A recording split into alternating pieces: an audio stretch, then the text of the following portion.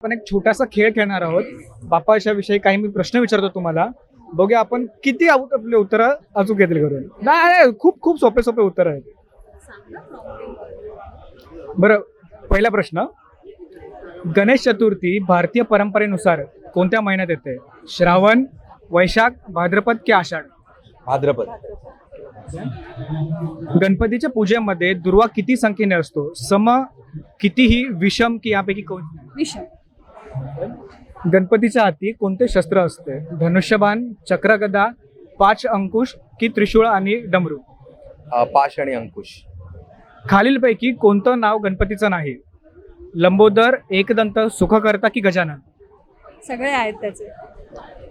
लंबोदर, एकदंत, सुखकर्ता आणि गणपती, सगळे गणपतीचे नाव. शेवटचा प्रश्न आपण घेऊया. असं तर खूप सारे घ्यायचं आहे, पण वेळेअभावी मी इथे थांबतोय. खालीलपैकी कोणते ठिकाण अष्टविनायकामध्ये येत नाही? सिद्धिटेकचा सिद्धेश्वर, पालीचा बल्लाळेश्वर, पुण्याचे दगडूशेठ आणि मोरेगावचा मोरेश्वर? पुण्याचा दगडूशेठ. खरंच खूप भारी गप्पा झाल्या आहेत. आपण यापुढे सुद्धा अशाच गप्पा मारत राहू. तोपर्यंत गणपती बाप्पा मोरया.